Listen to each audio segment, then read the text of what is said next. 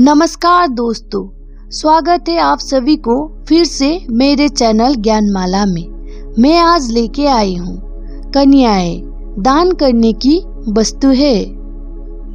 ऊंचे दिखने वाले सिंहासन में बैठ के कथावाचक पंडित बोलते हैं, ये कर्म करो ये फल मिलेगा, ये कर्म करो इतना कन्याओं का दान करने का फल मिलता है, पुण्य मिलता है।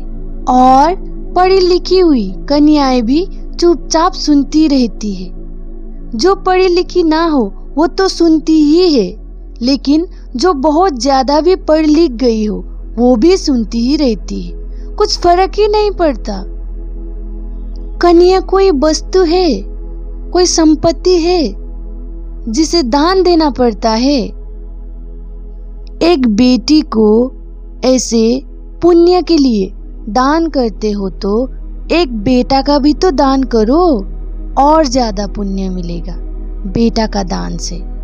लेकिन ये कोई नहीं बोलता है।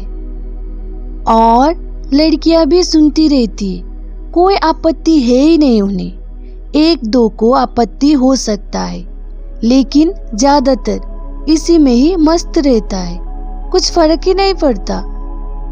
माता पिता ने दान दिया, ससुराल वालों ने दान लिया, चलता फिरता संपत्ति। अब उस कन्या के साथ कैसा व्यवहार होगा? सब लोग हुकुम चलाएगा, पति मनमानी करेगा, मुफ्त में काम करने वाली मिल गया। कन्या के साथ साथ गाड़ी, बाइक, सोना चांदी और संपत्ति क्या चाहिए वो भी मिल गया। पता नहीं कौन सा बुद्धिजीवी ने कन्याओं को दान की वस्तु बना दी, संपत्ति बना दिया, और कन्याओं ने भी मान लिया, सबने मान लिया। एक लड़का का जन्म होना बहुत भाग्य की बात होती है, क्योंकि अब सब तरह से बरसेगी, संपत्ति बरसेगा, कन्या का दान मिलेगा, कन्या के साथ साथ और भी बहुत ज्यादा दान मिलेगा। अब क्या चाहिए? और एक लड़की का जन्म होना, इसका मतलब और ज्यादा मेहनत करना, और ज्यादा संपत्ति जमा करना। एक वस्तु दान करने के लिए दूसरा वस्तु भी तो चाहिए।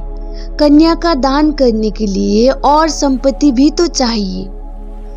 इसीलिए पहले बहुत ज्यादातर गर्भ में ही हत्या हुई कन्याओं की।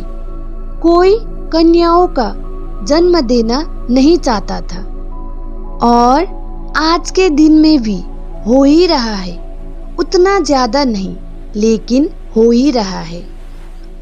पहले माता पिता ने बस दान की ही वस्तु समझी अपनी बेटियों को, वैसा ही पालन पोषण किया।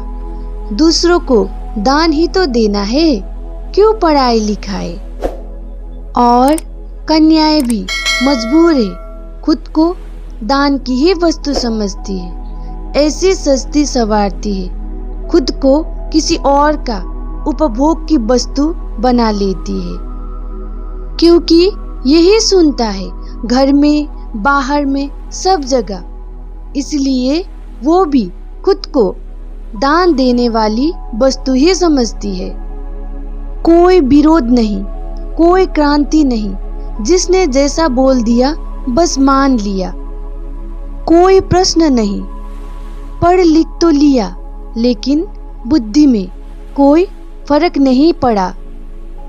कोई कोई होते हैं इसके विरोध करते हैं, लेकिन उन्हें भी चुप ही रहना पड़ता है, क्योंकि ऐसे ही अंधविश्वास से घिरा हुआ है समाज, पूरा समाज।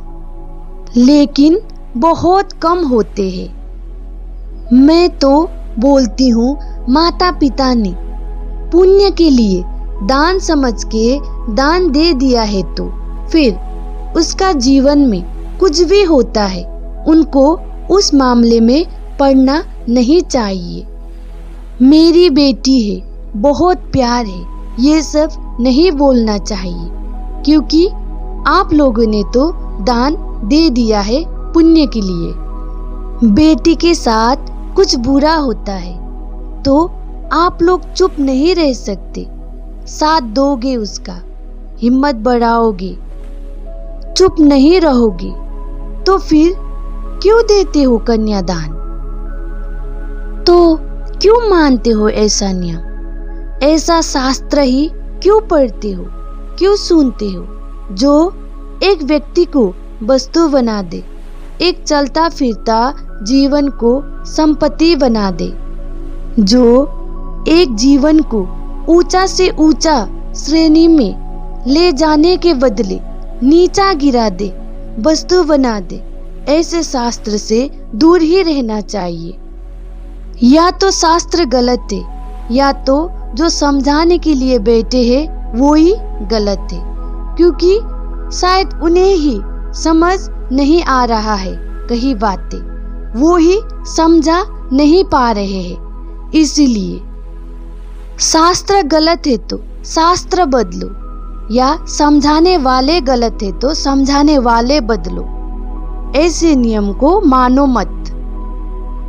ऐसे शास्त्र भी बहुत है जो हमें ऊंचा से ऊंचा ले जाए, एक इंसान से भगवान बना दे, आपको ऊंचा उठा दे, लेकिन पढ़ने का और समझने का क्षमता होनी चाहिए। बुद्धि से ही समझने जाओगे तो कुछ नहीं जान पाओगे, उसका मर्म को भी जानना पड़ेगा, समझना पड़ेगा।